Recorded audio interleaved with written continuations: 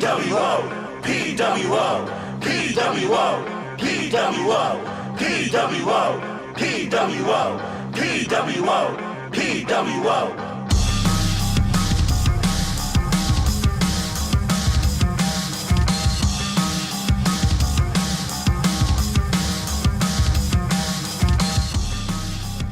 Hello, everybody. Welcome to Podcast World Order, coming to you this Monday. It's Labor Day. As always, I'm your host, Matty Meltzer. I got the Codfather, Ryan Coddington, with me. We're going to have Jeff Hitman Hall at some point, hopefully. I know he's coming off of work, unfortunately, but hopefully we'll have him here in the next 10-ish minutes. And as always, back by popular demand, it's Mr. Pat Lilly. What's up? Hey, Matt, really quick. Just want to share this with everyone. On Jericho's Facebook show over the weekend, he shared with us that a Ralphus had passed away last year, and he didn't even know it. So thoughts and prayers to the family of Ralphus. Wow, bummer. Yeah, he was always great comedic fodder when he was Jericho's security. So yeah, that's a bummer for sure.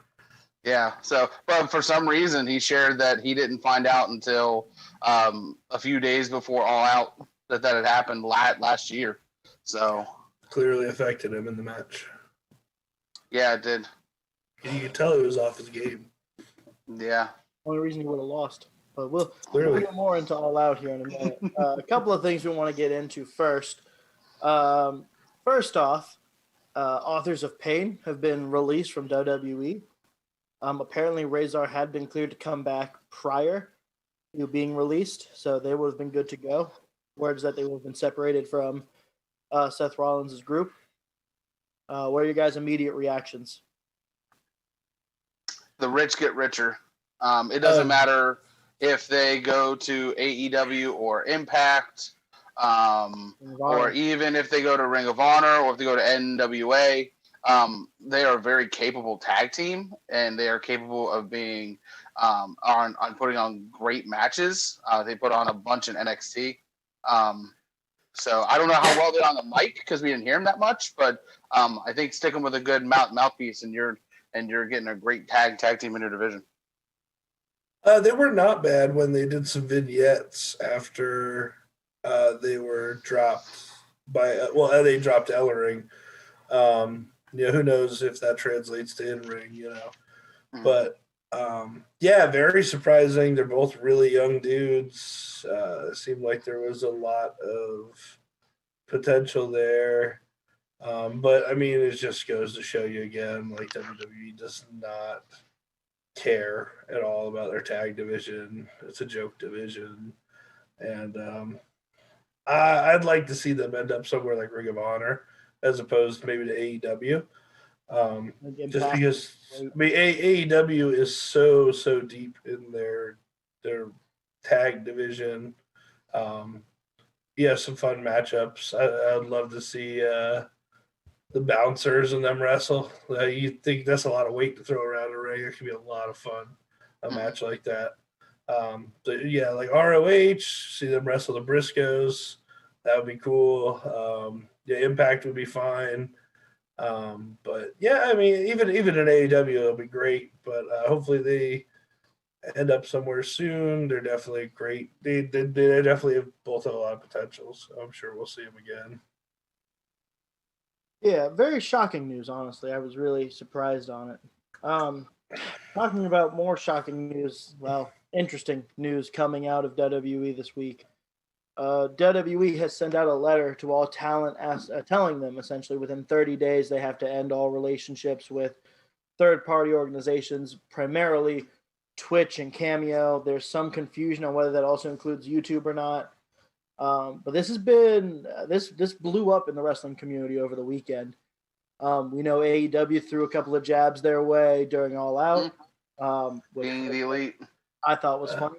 Kip Sabian's was the best. Yes. But this actually reached the ears of former Democratic presidential candidate Andrew Yang, who we learned from his Twitter grew up a professional wrestling fan, and has completely buried WWE for other lack. I don't know other way to put it. And he went straight at Vince. You know, he Yes. used Vince by name several times. Yeah. Again, more reason we should have voted for that guy. People should have got behind him. That should have been our next president. Hopefully, Biden's smart enough to put him on the cabinet. But he is very vocal about how this is like almost illegal practices at this point with Vince. Yeah, because WWE talent is always referred to as independent contractors, but that's just such a vague statement, and it's for Vince to just do whatever he wants to continue to abuse his talent as he sees fit.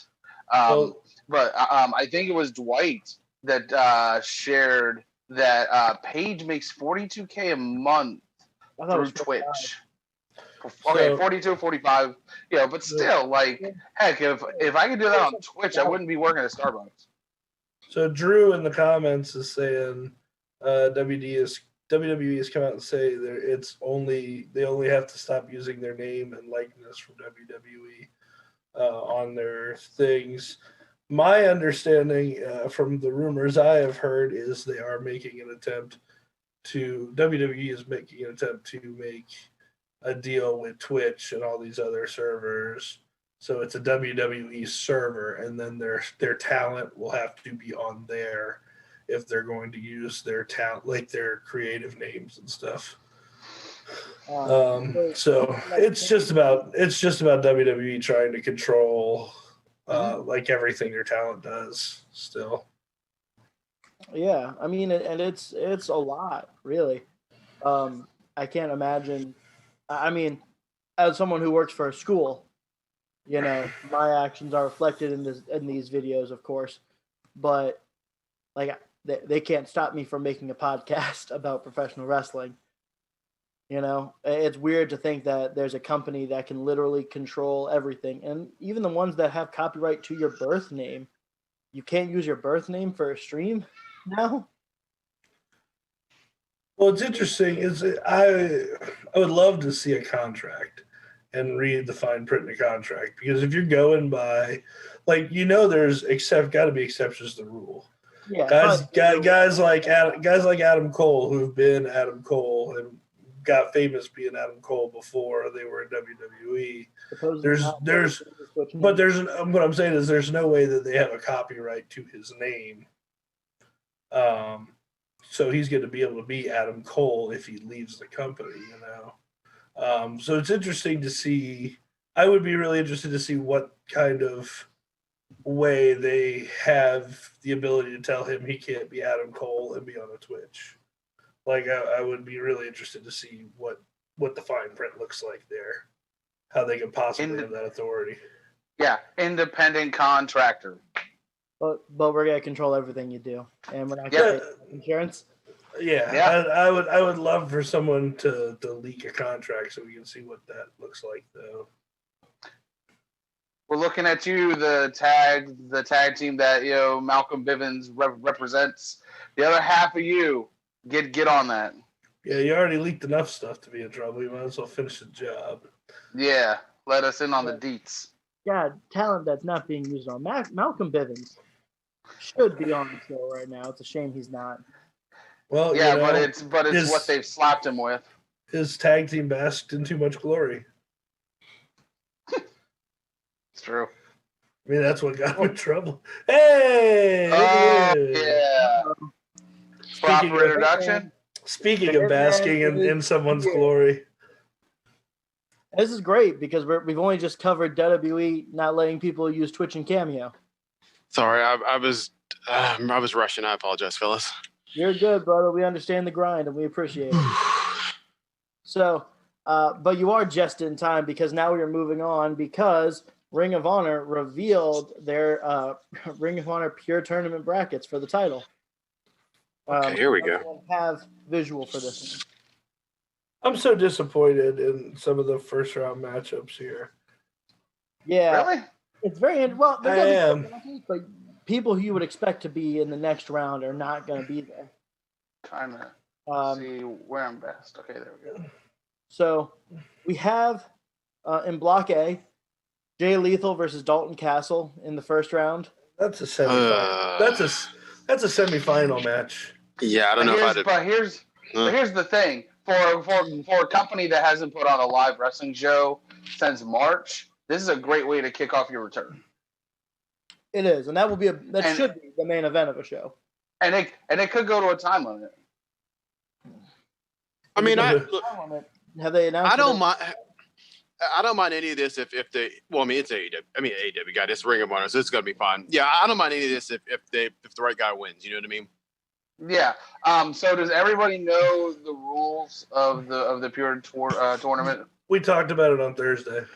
Okay. All right. So that's one that could potentially go to a time limit, honestly. But have they announced what happens in a time limit draw? Yeah, the 3 judges go to vote. Okay, so it goes to judge scorecard. Okay. It does, but it's all ROH veterans. I don't remember who. I hate the judges. They did the same thing with the Impact Bound for Glory series. Yeah. AEW did it in a match too, didn't they? Early. Yeah, early, and then they were like, Cody. Yeah, Cody. Remember Cody had a. Any world title match that goes to a draw will have judges. I was there. That was when the Great Muta was in the house, and nobody knew who he was besides me, in the whole damn place. I'm jumping up and down like an idiot, and everybody's like, "What?" but people pop for Riho. But we'll talk about that. We'll talk about that for another day. Who is this foreigner? Yeah. Oh, yeah. I mean, it's just Kenji Muta walking through here with Dean Malenko, and everybody has no idea. Oh, Dean Malenko. Yeah, but like, never mind. Don't worry about it. All right, let's man of 1,000 holds and one expression. We have Dave Finlay versus Rocky Romero as well. We got Silas Young versus Fred Yehi. It's gonna be a good one. And Tracy Williams versus Russ Taylor. Yeah, you got Gresham and Yuta too right out the gate. Yeah, that's gonna be one of the better matches of the first round. That's kind of what I'm saying. Like, the very top of both blocks are like probably how I would have wanted the semifinals to. Pat, I think you're right. I think you're right. So I guess it's, like I said, interesting to see what goes on.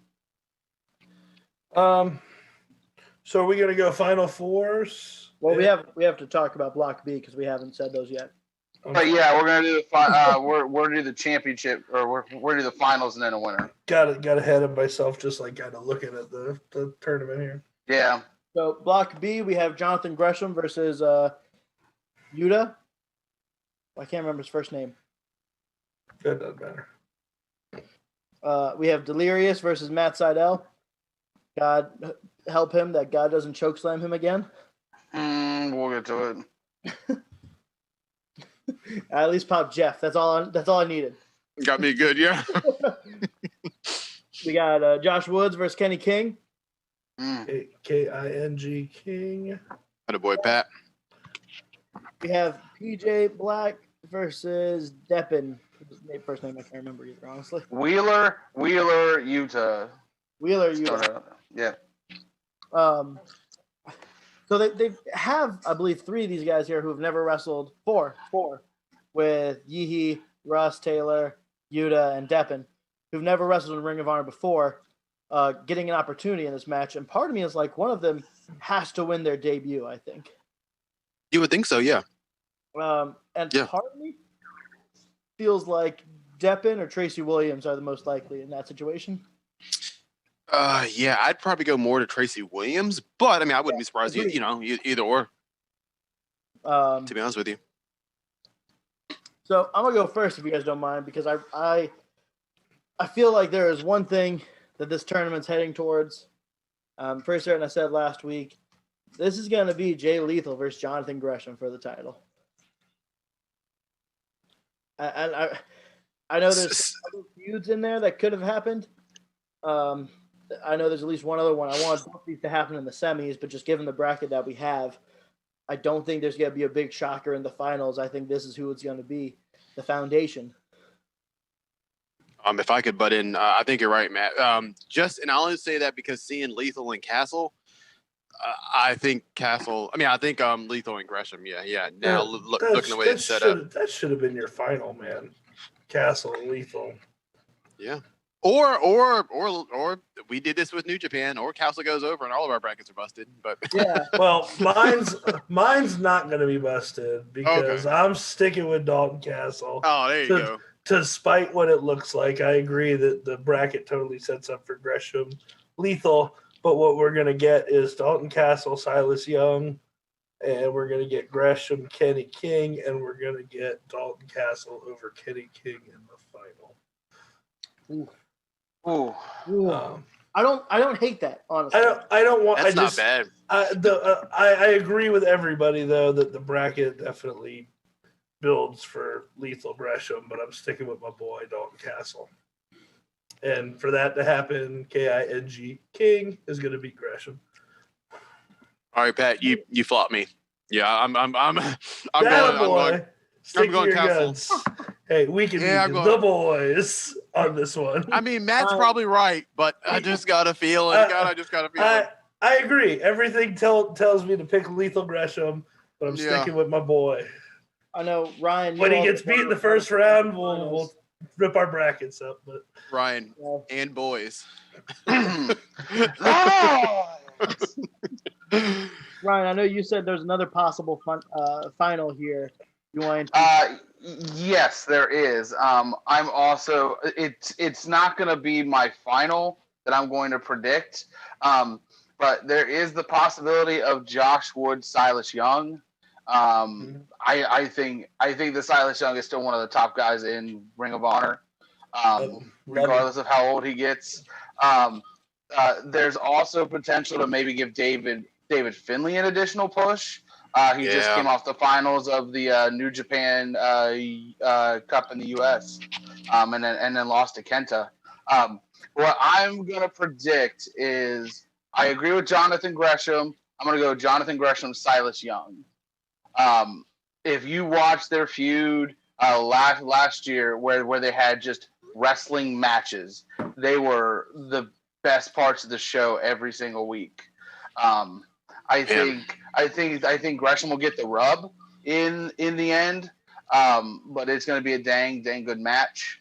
The Lethal Castle, I think it's going to a draw, and they're going to give Lethal the rub there, though. Blockhead. And this is why Ring of Honor is great, because there is no like, this person won. No, it's, said person wins, and you're like, oh, okay. You know what I mean? Yeah. Like, it's great. And I think Silas Young is a good call. That's a good call. There's always a reason. I'd be totally fine with that. Oh, I'd clap like a train seal. Mm-hmm. Oh, absolutely. There's always a reason why their bread is buttered. Okay, and we just don't ask questions. We just go and eat it. Yeah. Ring of Honor, always delivering. I know it would be remiss if I didn't say I know someone within our show has said the Pure tournament needs a little bit more bouncer love, but that's okay. I heard title opportunities. That's all. I heard Ben picked Show to win this tournament. Oh, don't worry, we're gonna get to the G1 later. But so there's your bracket breakdown. Maybe when we get further into these pay-per-view or these shows, we'll keep you updated. I think I broke Jeff. Yeah, you did. You muted himself. Sorry, guys. We got him off guard. We got to keep him going. But I am about to ruin him because we are heading to AEW All Out that just happened this weekend. Let me get my notepad ready. Now, oh God. Now, personally, watching this show with as clear of a mind as I could have, I'm going to just go ahead and say I don't think this was their best pay-per-view by any means. I think it was a good one, but I think there are two specific moments that took a lot of people out of it. Yeah, I agree. Yeah, when you say pay-per-view, you mean what? Do you mean what we've paid for, or are you talking about like anything that they've categorized as a pay-per-view? Fight for the Fallen. $50 to $55 on. I wouldn't. This is then their worst. See, I would count Fighter Fest and Fight for the Fallen the first time when they weren't Dynamites because they were longer than 2 hours. That's fair. Yeah. I still think this one, and I don't think it's necessarily their fault. personally. Those two really bad spots really kind of killed the mood on a lot of things. And I guess we'll go through the card and talk with them when we get there. But We'll try and keep it. I also think people are being way more critical of the rest of the card by proxy, because it was still like there were still some matches that were really good. I saw getting like C pluses and Bs on like grades and stuff. So that's ridiculous. Yeah, and before we continue, before anybody here says it or in the comments, when this was live, I was super drunk. Okay, so Sunday morning, I woke up, went ahead and drank my party aid. All right, and then I watched it again. So before any keyboard cowboys out there, all right, start to jump on COD Sinclair. You better check yourself at the door. Due to a fun time Saturday night, I also had to go back and watch a handful of matches to have a clear view on everything. As you guys know, I am drug-free, alcohol-free, and better than you. So I watched them through clear eyes. CM I'm going to quickly break down our very quick buy-in. We had Joey Janela beat Serpentico. Fun match. Nice to see the bad boy get a W. Janela still selling the beatdown that Jericho gave him. Excellent. And we had Dark Order lose to Private Party. Yeah, the Dark Order of Silver and Reynolds. No surprises, but I'm glad. Yeah. And the Silver dude can wrestle, Jack. Yeah. Like this dude can wrestle. Yeah, both of those guys can. Like, he'd be a man. I mean, like again, not knocking AEW, but like, hey, quit AEW and get a Ring of Honor because they'll know what to do with him. You know what I'm saying? Because this dude can wrestle for real. And I know he's undersized and he's small, and I get that, but man, he is good, really good. Agreed. I think it's just a matter of time, though. He'll get his rub at some point. Yeah, he's a great young guy to be in this sort of faction, though, because you have a dude that can go, that can look good, but also like it's not hurting that dude's career to be an underling and lose to be the guy who loses for the Dark Order. Yeah, you know? Yeah, and he's only 29, and he is the funniest part of being the Elite every single week. The Dark Order has been the highlight of being the Elite the last couple of weeks. This may be a hot take, but the Private Party and Dark Order tag match was better than the Bucks Jurassic or Lucha Express, excuse me. It was to me calling Luchasaurus's comeback. They've been calling that the Lucha Express. I cut on to that pay-per-view. Yeah, I don't think that's actually them calling them the wrong name. It was better than that match, I thought. I don't know. I really enjoy... Hear me. I just thought on the scale of the Young Bucks match, like I didn't think the match that they had on All Out against God, now I sound like JR. Against Jurassic Express was any different than you would see on a regular AEW, on a Dynamite. I thought the Private Party and 3 and 4 match was, like you weren't expecting that, and it was really good. If that's, I don't know, makes any sense. I think it went above expectations, whereas Jurassic Express met expectations. Yeah, it was a match. Maybe I'm in the minority, but I'm Jeff. I've been on that, like, these maskless guys for the Dark Order are really damn good for a while. So, like, I wasn't really surprised by how good that match was. So maybe maybe that's why I don't feel that way. You could be right. Well, the other two aren't aren't that. The 9 and 10 or whatever aren't that. No. Okay. But I think Silver and Reynolds can go. Yeah. They're really good. I agree. I think those guys are really good. We got to try and make this a little short with the review. Okay, sorry. Because we do also have one other segment after this we got to get to. So just quick thoughts on it. First matchup was the Tooth and Nail Big Swole versus Britt Baker match. This match was on the buy-in, moved to the main show after a lot of push from fans, which I thought was interesting. Good call by Tony Khan. Good, me too. I was on those. I didn't tweet anybody, but I was on that too. And the reason that this was a cinematic match is that Britt Baker is still not 100% from her tear. This was the best thing they could do to protect her, they said. Okay, let me. It showed a little bit. It was fine for what it was. They made the right decision having Swole go over. Swole needed to win this. She needed to win this whole thing, and I have to, as much grief as we give Ben, we have to point out that he did call the finish that Britt was going to lose via laughing gas. So we do have to give him credit where credit's due. Maybe we'll watch them on Thursday. In the realm of these type of matches, I thought it. I mean, it wasn't bad. I mean, it wasn't great, but it wasn't terrible. Yeah, it was fine. Reba is great. Yes, like she's hilarious. This whole Reba and Baker, they need to keep that thing, I guess when she gets right as rain and she gets, back into the ring, they need to keep that going because that's great. The only thing that I didn't like is if you're going to do this style match, I thought it shouldn't have commentary. You know what I'm saying? Like they should have just let it play out so we watched it because I don't know, you just would have watched it and kind of got into it. They were commentating on it and then they were kind of laughing about it. So it kind of just, I don't know, it kind of made it seem like it wasn't as serious as it was.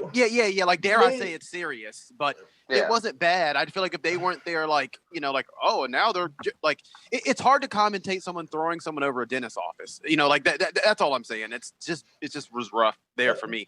But other than that, it wasn't on the realm of these type of matches. It wasn't too much, and it wasn't, hokey to the gills. It wasn't bad at all. It kind of made sense to me for them to do that. Just from the sake of if you're watching college football nowadays, the announcers are actually announcing from ESPN headquarters and stuff like that. I mean, and that's the world our new norm. Yeah. So maybe I didn't even think twice about that because I've been watching every FCS, every little bit of football I can get, I've been watching. So them talking about that at the beginning, maybe I didn't even think about that. But again, talking to Ben and Matt in the house, that was something that came up that I was like, oh, I didn't even consider that to be weird. Ryan, any quick thoughts? Yeah, this is AEW is not known for doing the cinematic matches. This is only their second true cinematic match. Yeah. So the other one was, Stadium Stampede.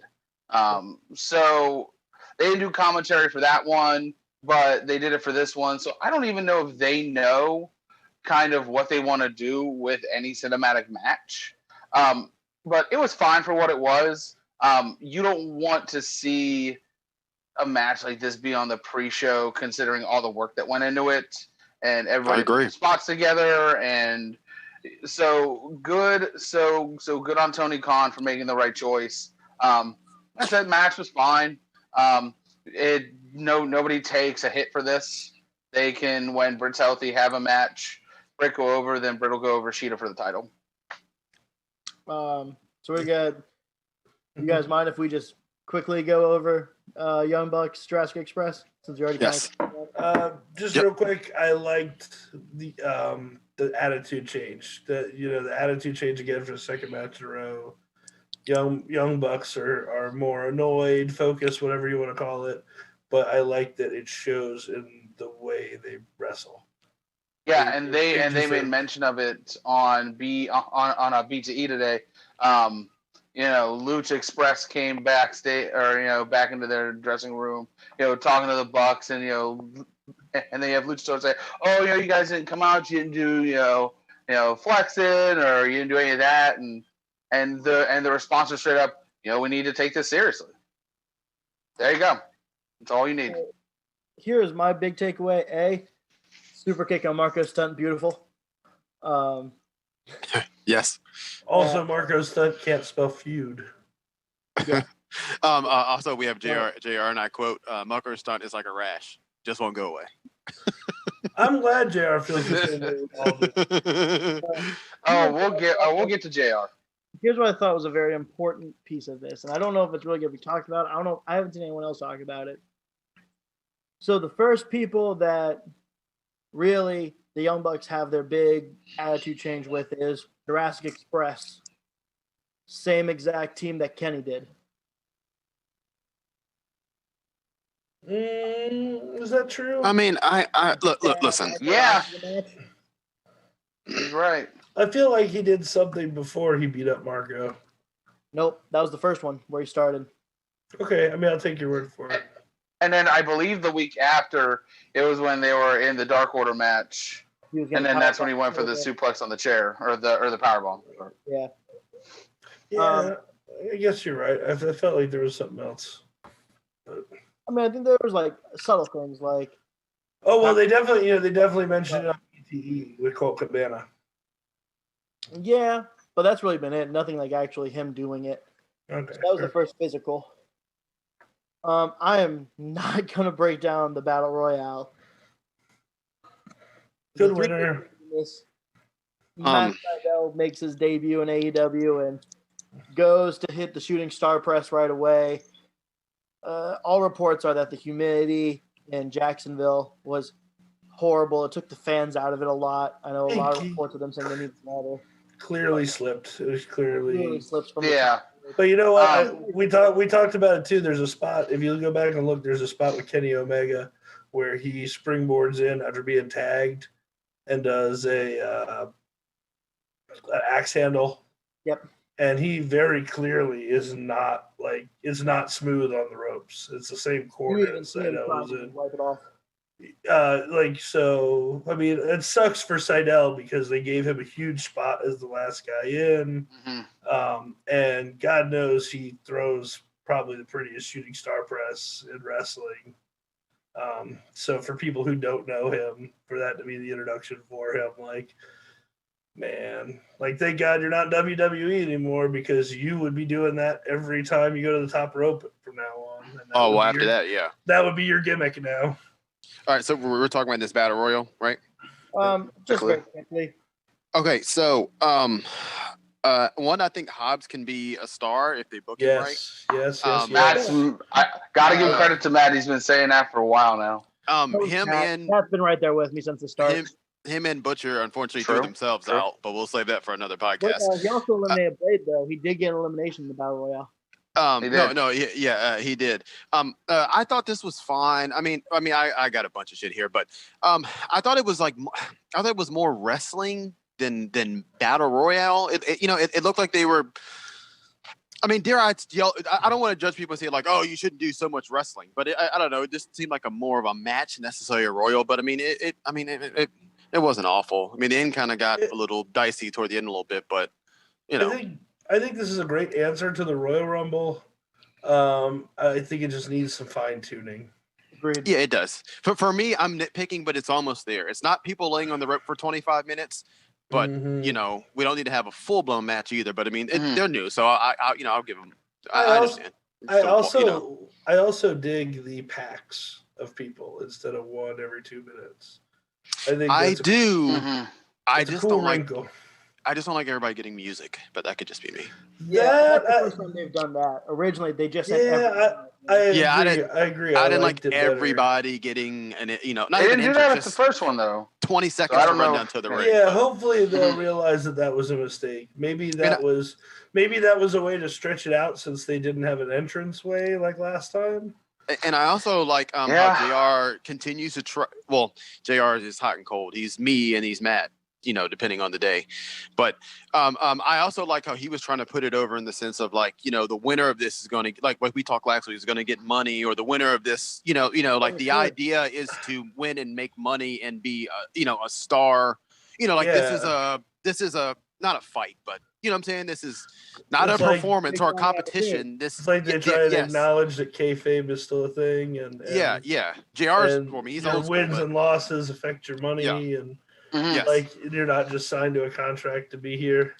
Yep. Very similar to UFC, you make more money when you win. Yes, I love that. That's what they're doing. All right, so really quick. You know what's next? Oh no, hold on. But yeah, I thought they picked the right guy to win. Another strong showing from Lance. I think if spoiler alert, I don't think that MJF will take it off of him. I think it's going to end up being Archer. But I think what the spot we all missed was the Darby Allin body bag spot that is getting a lot of heat. I didn't have a problem with that at all. I think it's a lot of heat because of what happens next. Yeah, I kind of feel like it got piled on because. Okay, listen, I don't mind the spot. Like I don't mind the spot, but at the same time, though, man, like we got to be honest. Like we tend to blast WWE too, and that boy Darby has taken some gnarly, just gnarly, spots, which is fine. Again, I don't care, but boy, but that spot is that's not a spot he's not agreeing to, though. No. I'm not saying no. I'm not. But I'm just. Someone needs to talk him down from the ledge a little bit. I'm just saying, sometimes. That's all I'm saying. Like every time we see him, he doesn't have to kill himself. Yes, he does. Yes. Okay. Exactly. He does. Yes, he does. I mean, again, I'm fine with him, but if that kid steps off the gas, Eddie, he's not worth shit. Disagree. You're right. I think that AEW in 10 years, when that kid loses a step, he's not going to be worth shit in the ring. I think that AEW views him. That's the problem with working this way, though. That's the problem working that way. AEW views him as a high card to a potential main event player. Okay, you're right. You don't need him. You don't need him coming out every single time doing spots like this, because when you want to make him a credible contender, okay, and at some point they will want to try and do that, okay, you're not going to be able to do these spots, okay. Guys will not want to do them, okay. That's just the realistic point of view. All right, we got to move on, otherwise we're not going to get through everything. Up next is the Broken Rules match between Matt Hardy and Sammy Guevara. And there's a lot of opinions about this match going online, and a lot of people crucifying AEW for this.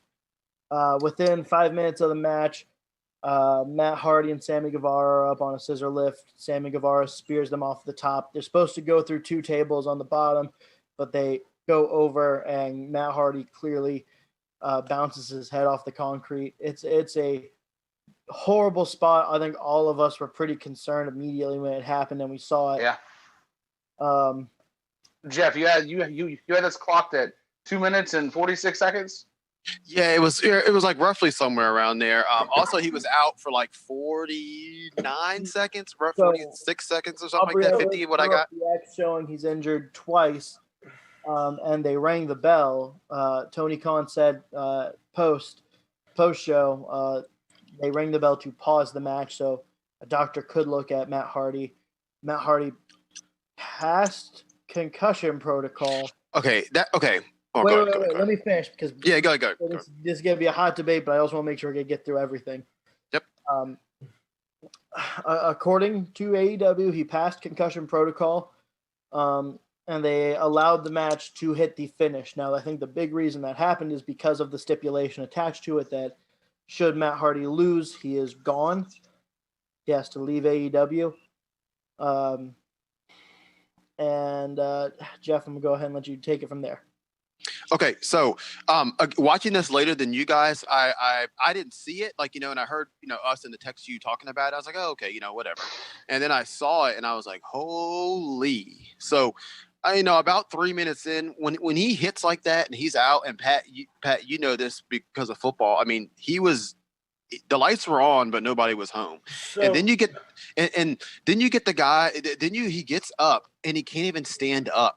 You know what I mean? And Sammy's trying to pull him up, and the doctor. Listen, I don't know if he's a kayfabe doctor or a real doctor, but he used to work with WWE. Okay, and Pat, this with football. Anybody that ever gets knocked out of a game never says, "Nah, I'm good. I don't want to go back in." You know what I'm saying? That never happens. Here's the only thing I'm gonna say to this, and that is, there's no way they would lie and say he passed concussion protocol in the hospital, at the hospital. Which they said which is what AEW has reported. Here's the only thing I'm gonna say, and this is just look. I don't want to speculate on any of it because. Oh, I will. Go ahead, Pat. I will. I'll speculate. Go ahead. Here is my counter argument, and I'm going to leave it there. His head didn't whip. Okay? His head didn't whip. Like, you didn't see like a harsh whip of the head, and you didn't see any blood or fracturing. Like, there was nothing to indicate like the back of his head was busted open, which means a major impact. The majority of head injuries is not usually because you hit something hard. It's usually the shaking of the brain. Yeah, it's called the jounce. It's the whipping of your head. It's the whipping back and forth, or the brain is gone back and forth several times. None of that happened. My only argument here, and like I said, I don't want to speculate because the only people who know the truth are the doctor that examined him when the camera was off of him. And there's a chance that it looked way worse than it did. Hardy was selling his ass off. And Aubrey threw up the X going, there's no way we can't look at this because we know we overshot the spot. It could have just as easily been a rush situation where Hardy is selling it. And we know better than anyone, Hardy is one of the best in the business. And I'm not saying that he definitely did sell. But if you actually break it down, and the fact that they've come out and said he went to the hospital, there was no blunt force trauma in his MRI, and he's going to be at the show Wednesday, and he's cleared to go. I just don't think there's any way with as much heat as they got that they would double down on that. You know what I'm saying? It really might have been a situation where the overreaction was on everybody else at first. And also, my other point is, the only other thing we're going to say about it is Matt Hardy's wife is the problem here. If she just shuts the fuck up because she has no idea what's happening at the show. She's reacting to what she's watching just like we are. And I get it. It's your husband, and you know he's prone for putting himself in stupid positions. Her overreaction and acting like AEW just failed her husband when she doesn't actually know what the fuck's going on in the building is what caused the fire. That's really what caused the fire of everything. Her text was a huge overreaction. We're giving this about 3 more minutes, then we have to move on. I'm going to cut in real quick, only because my point is really short. Agree with what everybody is saying. Can we look at the original spot, though, first? Okay, those tables are way too close. Okay, yes. to where even the scissor lift was. We wouldn't be having this conversation if those tables were placed where they should have been. Or a third table, or there was a third table or something. Or if there was a third table, yeah, there'd be no discussion about this because the bump would have been the bump. Okay, everybody would have protected themselves and it would have been fine. Okay, instead the spot was set up poorly, and the rest is how you're going to see it. But I think Pat's right. Rebby kind of is putting gas on the fire here. Wait till you have all your information out before you start shooting, Cowboy. Do we, real quick, do we want to just get going and then maybe stay on and record 10 minutes to put on YouTube of a debate here on this subject and just put it straight to the YouTube? Okay, can I get my little... So, well, I was just, that way we can have like an extended conversation on this. Do we want to do that? Yeah, can you give me like a 1 minute thing and then Okay, yeah. Okay, yep. Okay, so I disagree with Pat. I think what you saw is what you saw. I mean, I know wrestling is a work in general. I saw a guy jump off the thing, hit the back of his head, and kind of like rise halfway up like the poltergeist. You know what I'm saying? Like he was like, your body gets stiff, and it looked like he wasn't even breathing. Then he gets up and he can't stand up. Like all I'm saying is this has been around this stuff, not wrestling, but just head trauma as long as I have. There's no way this guy goes to sleep. Like sleep and then kind of in that halfway zone and then goes to the doctor and they say like he didn't have a concussion. That's not how concussions work.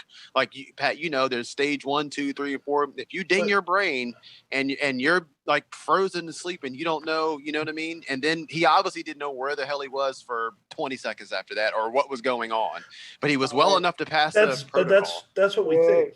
Guys, we're gonna need to move on. We're gonna need to move on, otherwise we're not gonna have enough time. Up next is Thunder Rosa versus Hikaru Shida for the AEW Women's Title. This, for me, may have been the match of the night. I thought this was a wonderful match. Shida won. Thunder Rosa looked wonderful throughout the match. Really, I thought she dominated a good portion of it. She did. God, I kind of hope we get a rematch. Yeah, we will. My first impression of this match, watching it back, right after the Broken Rules match, it takes the wind out of the atmosphere a little bit, just because of what just happened. But go back, give yourselves a break from everything you just watched. Go back and watch this, and this is the best match of the night. Okay, it's the best women's match that AEW's put on all year. It's possibly the best women's match in company history. Okay, I know that's not saying much. But this has got to be in the same breath though as what we've been saying about Jordan Grace, Deonna Purrazzo.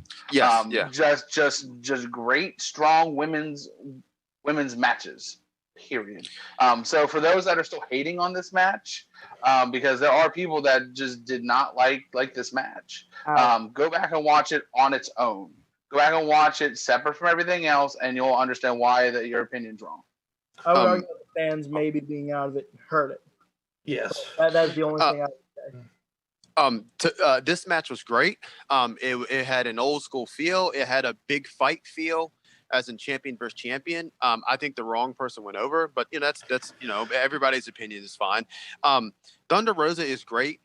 There's little things like, hey, when I pin somebody, I'm not going to pin her by the ropes. I'm going to roll her over 2 feet, in the middle of the ring and pin her, and that's just being a wrestler. That's just old school, not old school wrestling, but that's just wrestling 101, knowing the ropes and knowing what you're doing. Like you said, this was great. And I could see why people didn't like it because there was no dancing. There was no green mist. There were no tables. It was just 2 women wrestling. You know what I'm saying? I know some people can't stomach that sometimes, but a good, very, very good match. This had a very NWA feel to it. Pretty much agree with everything that's been said. I didn't have a problem with Sheena winning because, like I've said before, I think she'll go and do the job for Thunder Rosa on a high-profile NWA show, and that's probably why they booked it that way. But I, like Ryan said, hoping for a rematch and just great women's wrestling. Great stuff. Moving on, we did get a quick backstage segment with Kip Sabian and Penelope Ford. They're going to announce they announced their engagement. They've been engaged for a while now. Kip Sabian is announcing who his best man is, and it's going to be an AEW wedding. They're going to announce it on Wednesday, and then they plugged Twitch. Kip Sabian's Twitch, approved by All Elite Wrestling. Small jab. I think it was great, personally. I'm a mark for wrestling, and I love wrestling weddings. They're the best. I just love them. I just can't wait to figure out who the best man is. Oh, I just can't wait for this thing. Gotta be a debut. Gotta be a debut, right? Someone's did a debut. Oh, someone's going to this thing to pieces. It has to be. Is it because bad? The first two. I think that'd be great. I think that if Jimmy Havoc was still employed, it would have been him. But Pac's a great second alternative there. Up next, we have the Dark Order versus Ultra Babyface team. White meat babyface boy. And okay, so this is a fun match. Brody Lee continues to look amazing. They did lose, and he has really been pushing that, it doesn't matter if we're winning on Dynamite. We need to win on pay-per-view. I am 0-2 on pay-per-view, and this is unacceptable. At first, I was really against them losing, and I didn't like it. And the more I have digested it, I think this is actually perfect. I think it was booked right, because I think he is going to annihilate Dustin on Wednesday. And I think this is going to lead to him and Colt at Full Gear, and it's Brody's going to beat Colt at Full Gear. And I think that is okay. As long as it books out that way, I think that this was an okay loss for them to take because it was Colt taking the pin. Yeah, and especially because Colt is not he's not like a legit member of the Dark Order yet. He hasn't. I mean, even though he has merch, he's not an official member. Not a member He's of the never Dark really Order. committed to it. He's never drank Kool-Aid. Yeah. Are we gonna talk about the JR quotes? Oh yeah, I got it. So this match was good. This match was good. It's not that I disagree, but like I don't know. I don't think Dark Order should be going 0-2 on a pay-per-view, but I guess. Yeah, consider their only other loss on the pay-per-view though was Brody losing to Moxley. Yeah, and so Brody looked great in defeat. Yeah, he did. Of course, Brady's back and getting her spots. There was one part where Grayson and Uno didn't tag. They just kind of jumped in and never tagged, but that's, Slackjaw Rick Knox. And then we got they just jumped in and one jumped out. And I was like, oh, well, we don't have to tag. It's fine. And then you got JR with the Anna J, in quote, he wanted her to have a wardrobe malfunction, or if it was just wishful thinking on his part. Like, again, supposedly she did have a wardrobe malfunction. She was fixing. Again, I'm used to this because I'm from a different era.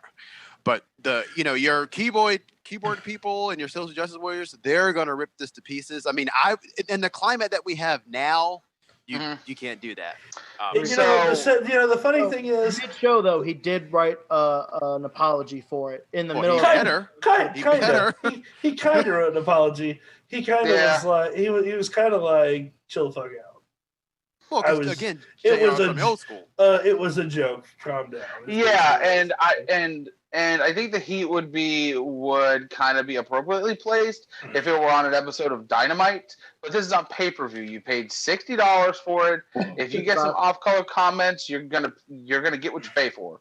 So, but also, are we really complaining about this? I've never seen one bad tweet about Jerry Lawler. Pat, you're not going to because that era is gone. You know what I'm saying? Like no one's going back. Even when he makes like guest appearances and stuff like that, like my only retort for that is that I just watched SummerSlam 2000 for referee's discretion, and there's a thong stink face match on there. And I get to listen to him pretty much an orgasm for like four and a half minutes. So if people thought that the JR thing was bad, they need to watch referee's discretion or just come and watch it anyway. No, I agree. I agree with you. So if you made this joke about Sunny Kiss, do you think it would go over this poorly? Yes. Oh Okay. God, it'd be worse. All right. I don't know. So next match, we have new tag team champions. FTR defeated Hangman Adam Page and Kenny Omega. And what I thought also could be considered the match of the night. I thought both women's and tag title matches were incredible. The storytelling in this match, I thought, was superior. I thought this was the match of the night, especially when you know that they were told before they went on, hey, you gotta stretch this thing out a bit because we gotta eat up some time with Matt getting hurt. You know it happened. You know it happened. Until there's confirmed warning, I'm not saying it's confirmed. But you know it happened. Heavy speculation, yeah. Best match of the night. Great tag team wrestling. I love FTR.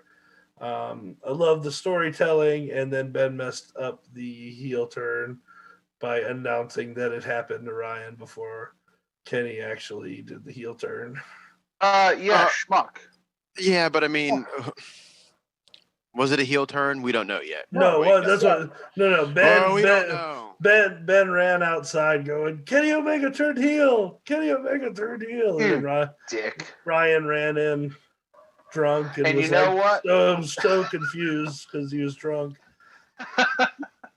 Okay, so I mean that's why. That is why I wore the cleaner shirt. We got about 6 minutes. Yeah. FTR is great. This match, I'm not going to get into all the stuff because we don't have enough time. I don't know. Again, Paige is a dude. Omega's Omega. at this point. That's what I want. I understand, like, the booking is fine. It's just that, like the script is fine. The acting is bad. And that's the part that I don't like. But I mean, it wasn't bad. Omega was in the ring for Omega was in the ring for 24 seconds, but that's that. But yeah, I mean, again, yes. Yep, he tagged in. They beat him up for 10, 15 seconds. Then he never got out of the ring. He went and sat down on the bottom turnbuckle and then just watched Hangman do his thing. Go back and time it. May I interject? Yes, go. Referee's discretion. Continue.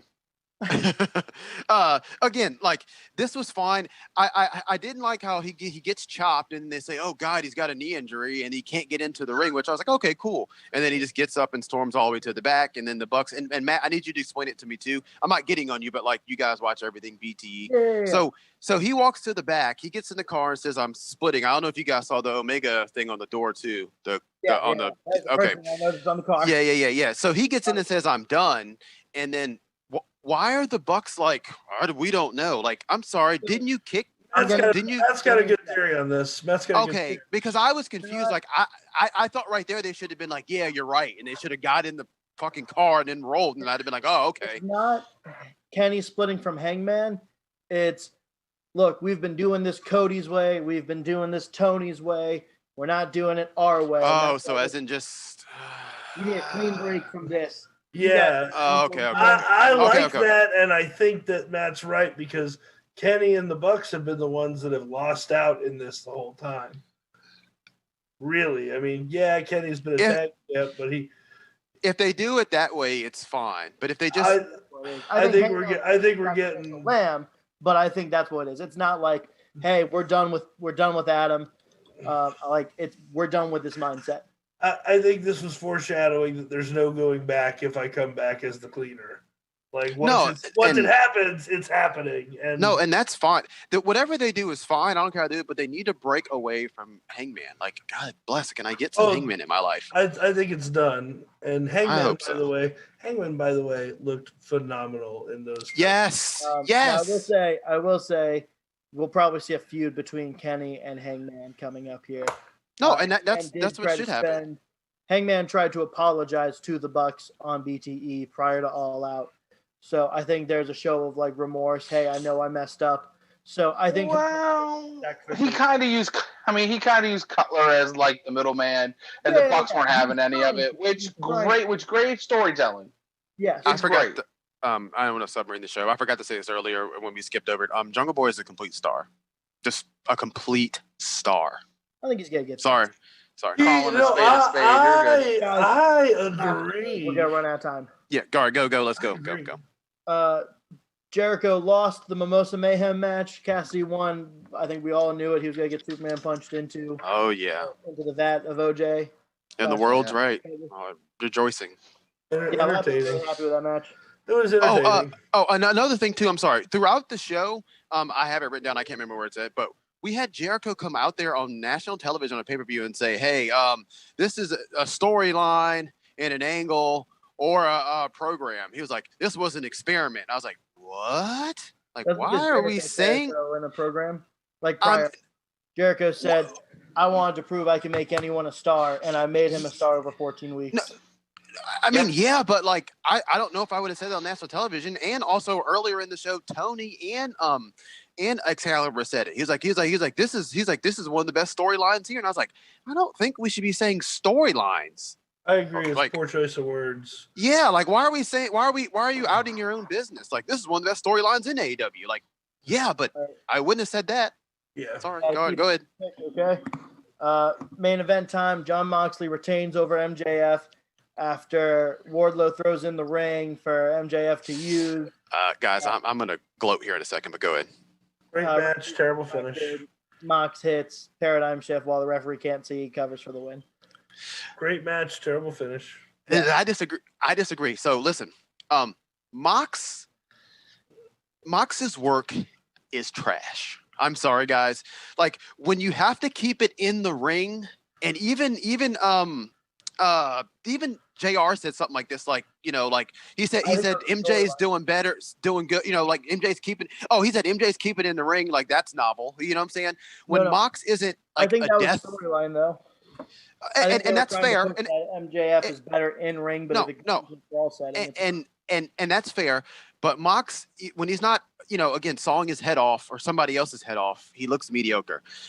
Guys, MJF is, boy, I'm not saying maybe it's just recently and I'm watching him. I'm not saying he's up there with Okada necessarily with my favorite wrestler, but boy, is getting close because this kid is a star. Like he is a star, and I know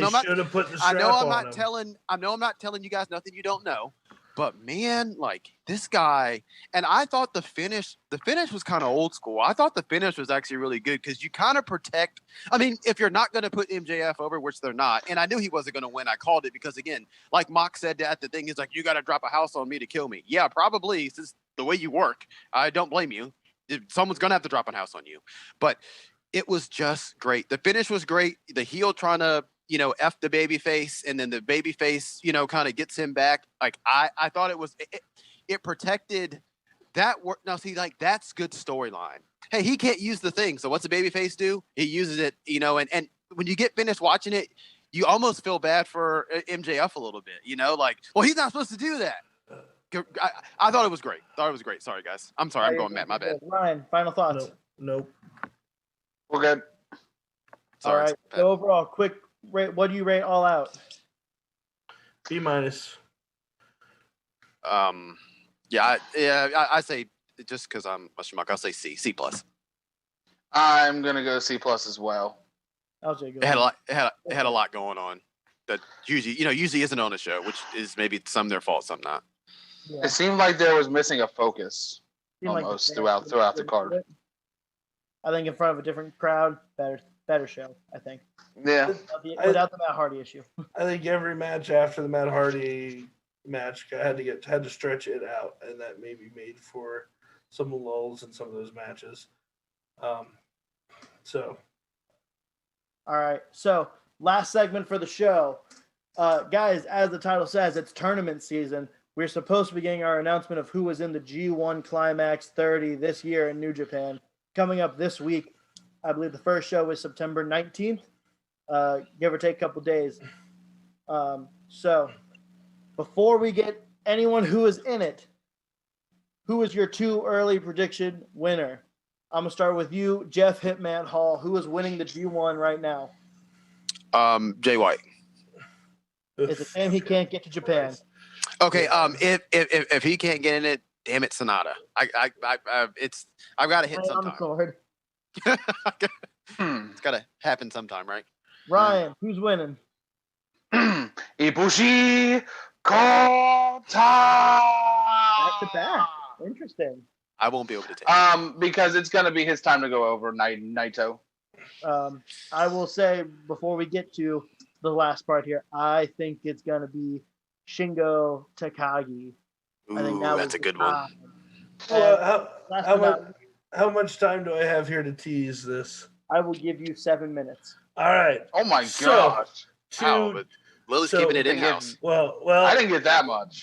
Jeff has 8:45. Jeff has not been privied to why I get 7 minutes here, and that is we are teasing a brand new show for PWO that will be coming in a few weeks, called PWO Creative Control. And this will be. I have a feeling what two people are going to be on that show. But go ahead. This is my new project. This is my new project with guests depending on. You can only be on if your last name's Lily. No, absolutely not. Depending on what we're booking, I will be asking several different cast members to be on the show. There we go. So the objective of this show is to long-term book major angles. And before they happen, yes. And our first episode is hashtag we know better. Exactly. This is proof that we need to be hired by a wrestling company to book their shows. Y'all know better, excuse me. Jeff, you are going to be a part of this project. So, go ahead. But our first episode is going to be booking the winner of the G1 and all the fallout that leads all the way to the New Japan Cup next year. Oh, I mean, you're swinging for the fences right out the gate, Patrick. Well, here's the tease as I have 5 more minutes. Okay. The winner of the G1 Continue. is going to be none other than the never openweight champion, Minoru Suzuki. Minoru Suzuki is then going to take his championship to Wrestle Kingdom and beat Naito for all of the other gold. Okay. Minoru Suzuki is now going to have all of the belts and then retire, vacating every championship. And now, for the first time ever, the New Japan Cup, instead of being one tournament, is going to be 3 8-man tournaments for the belts. The final tease we're going to give you for the show is our 8 wrestlers for each bracket. I love props. No brackets tonight because that's going to be for the show, and no results tonight. Oh, okay. But we're going to tease by giving the 24 wrestlers that are going to be in the tournament. We'll also have a complete breakdown of the 16 men in the G1 and how the G1 will play out for Suzuki to win it on the show. But that'll be, we'll save that for later. So for the never openweight championship, 8 competitors, and this is, again, no order. This isn't the bracket, but this is the competitors. Yoshihachi, Taichi, Bad Luck Fale, Makabe, Yano, Goto, David Finlay, and Sho. Ooh. IC title. Now, again, I need you to understand that this is fantasy booking. Yes. So anything can happen. IC title. Jay White, Ishii, Zack Sabre Jr., Bushi, Sanada, Takahashi, Tanahashi, and a returning Kushida. This murderer's row. You think that's a stacked bracket? Here's your world title bracket. Well, here's your world title competitors. Kenta, Evil, Will Ospreay, Shingo Takagi, Tama Tonga, Ibushi, Okada, and Naito. I'll give a little spoiler that the world title bracket is going to have a subplot of who has the actual control of Bullet Club. Well, that'll be a subplot of the tournament. That's a storyline within itself. So that is the teaser for our new show, PWO Creative Control. This will be maybe a monthly project. We'll do things like leading up to Survivor Series. We'll do Royal Rumble to WrestleMania. Should it be PWO Authority? Well, if you don't want to be on the show, Jeff, just tell me because it sounds like you're really fighting it. Depending on who is the expert for which company is kind of who we're going to bring in. I'm hoping for kind of like 3-man teams for each show. And I'll be hosting. But this one I kind of came up with on my own. I want kind of New Japan guys only touching this one. So, the Bens and Drews of the world are not allowed to talk about it. Is Ben allowed on the show? We'll talk about that. But no, seriously though, I just think it'll be a fun project. We enjoy talking fantasy booking. It doesn't have a lot of stock necessarily, but it's why not?